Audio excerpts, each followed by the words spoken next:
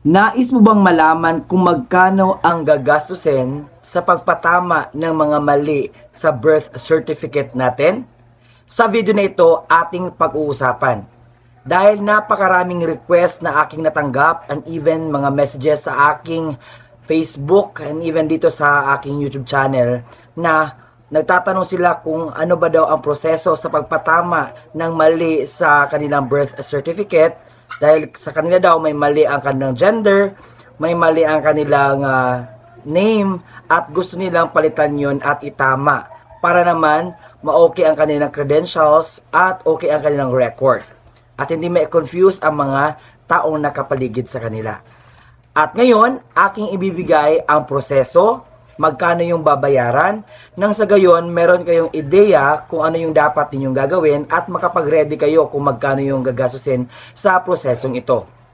But bago natin pag-uusapan ang content na ito, hayaan nyo munang magpapakilala ko sa inyo. Ako po si Ruel Mendoza Tanyo. Kung ikaw ay bago pa lang sa aking YouTube channel, paki-like naman po na video kong ito.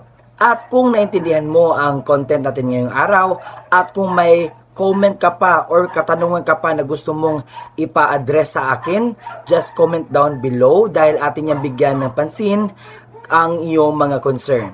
At kung nais nyo na tulungan ang channel na ito na mag-grow, just help me by just subscribing my YouTube channel.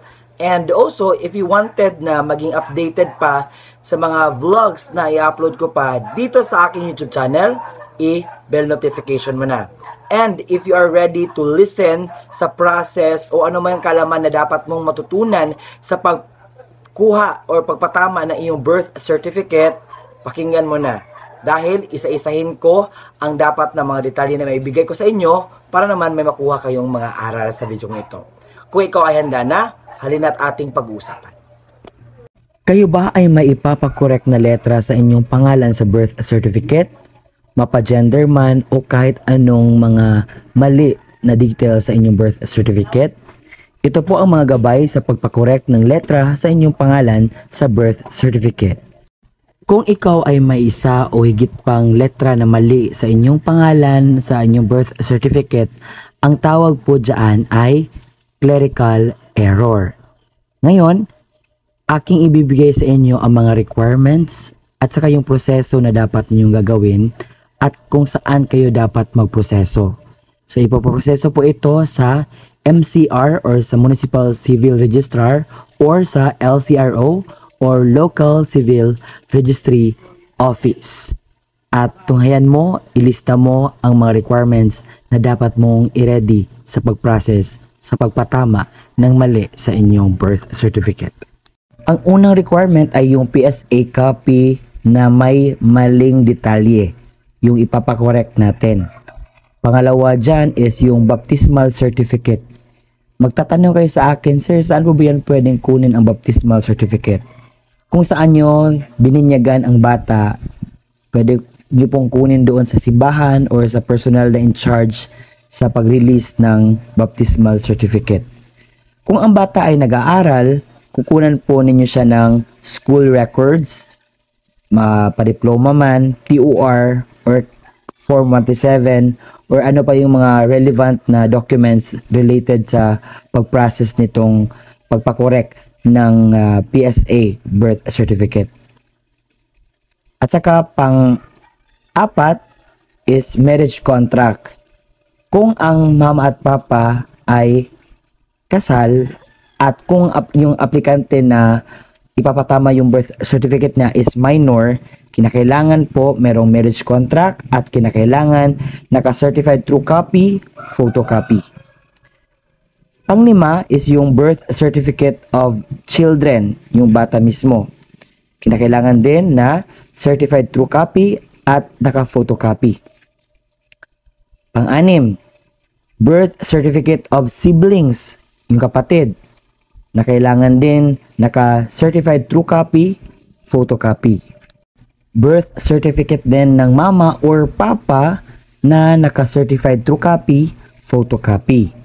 Pangwalo is yung affidavit of discrepancy. So, kinakailangan po yung original at makukuha ito sa kahit anong notary public offices. So, pang-siyam is yung mga valid IDs. Kahit ilan. So, mas marami, mas nice. Dahil alam naman natin na kapag government agencies, hinahanapan tayo ng napakaraming mga IDs. So, pagkatapos niyan, na makapag-comply kayo lahat ng mga documents needed for this process, so, ang gagawin nyo ay maghingi kayo ng form sa opisina ng LCRO or Local Civil Registry Office at mag-fill out kayo doon at kung ma-approve po yung pag-file natin sa ating process nitong pagpatama ng ating mali sa birth certificate, ay kinakailangan po yung form na ating finifill outan ay kinakailangang ipanotaryo po natin. Magkano ba ang babayaran sa pagpatama ng ating mga mali sa birth certificate? Ito po yung kinakailangan babayaran natin. So, yung filing fee is 1,000 pesos. So, nakadepende, merong mailing fee na 200 pesos at certificate of finality, which is after sa approval na po, which is 200 pesos. So, ang process na ito ay aabot sa 3 to 5 months. So, nilinaw din ng MCR or LCRO na hindi per letter ang pagbabayad sa pagpakorek ng mga maling litra sa pangalan ng iyong birth certificate. But ngayon, magtatanong kayo, Sir, ang mali po sa akin is yung gender ko kasi ang nakalagay po doon is female at saka yung gender ko naman talaga is male. Paano po yun? Okay, let's talk about that. Kung ikaw ngayon ay may maling gender, ang gagawin po natin is mag-file tayo ng petisyon. Sino po ba ang mag-file dapat ng petisyon? Yung mismong owner ng birth certificate na may mali sa kanyang gender. Pero if minor ang mag-file, kinakailangan po ng gabay ng magulang para naman po ma-process po yun dahil hindi pwede po mag-process ang mga minor. They need some parental guidance. So saan nga ba dapat mag-file? So pareho lang din, dapat mag-file tayo sa LCRO or Local Civil Registry Office kung saan doon siya ipinanganak.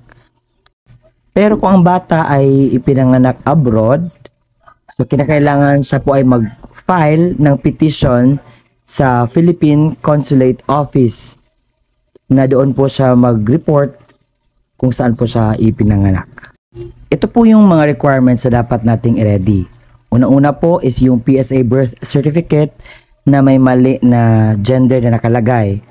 Pangalawa, PSA marriage certificate if the owner of the civil registry document is married, kapag kasal or married na po yung owner. PSA birth certificate of the children of the documents of the owner. Kinakailangan din ng school records if ang bata ay nag-aaral or earliest school requirement. At saka nangangailangan din ng medical records na nagpapatunay na ang taong ito ay hindi nagsisinungaling, ang tao ito ay hindi dumaan sa sex change or sex transplant. At saka kinakailangan din ng baptismal certificate na napapatunay kung saan ba siya bininyagan. Kinakailangan din ng clearance or certification that the owner of the PSA birth certificate na walang pending na kaso doon sa lugar kung saan siya nakatira. Kinakailangan din ng 2 valid IDs where the correction may be based. So, kinakailangan ng PRC ID, driver's license, bank records, company ID, voter's ID, SSS, GSIS, PhilHealth IDs. At saka, affidavit of publication from the publisher on a copy of the newspaper clipping. Ngayon, pag-uusapan natin kung magkano yung dapat babayaran. Nakasaad dito na kinakailangan yung magpetisyon, magbabayad po ng 3,000 pesos to correct the gender sa naka-indicate sa kanyang PSA birth certificate. At Tsaka, yung LCRO or Local Civil Registry Office, mag-collect din ng other document-related fees such as publication at saka yung notaryo. Pero kung ikaw naman ay isang indigenous people, so indigent petitioner are exempted sa pagbayad ng fee.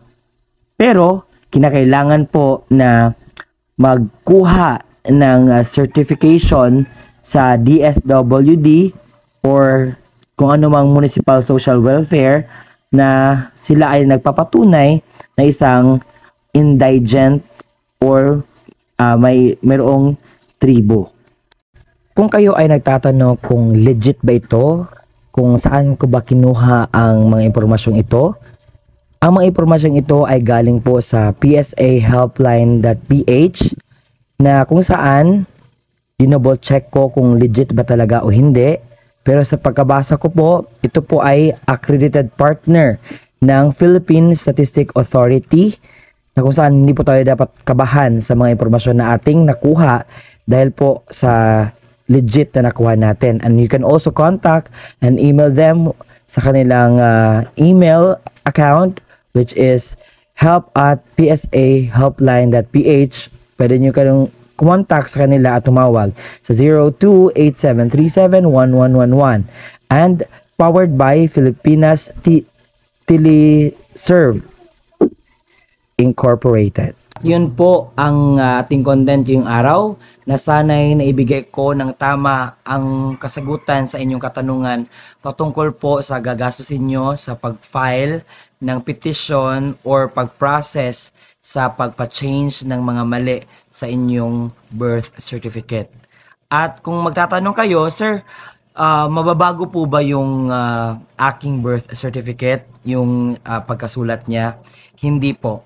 Ang mangyayari po dyan, meron po yung annotation sa gilid na inilalagay na ang taong ito ay isang lalaki or babae, kung anong man gender mo, or kung ang mali mo ay yung sa pangalan, so or apelyido, so ang mangyayari, sasabihin po doon, isasaad po doon na ang taong ito at ang nakalagay dyan ay iisa lang po ang may-ari, kundi ikaw, ganun. Ganun po yung mga statement na nakalagay sa yung corrected na mga birth certificate. And I hope na nakagbigay ako sa inyo ng tulong sa vlog natin ngayong araw, no? Dahil napakaraming nag-comment na, sir, ganito yung problema ko, ganito, ganyan. So, nasanay sundan nyo yung process, yung mga requirements at yung mga ninyo. So, napakadali lamang po. So, pumunta lang po kayo sa LCRO, magdala po kayo ng mga documents, antayin na ma-approve at yun lamang po.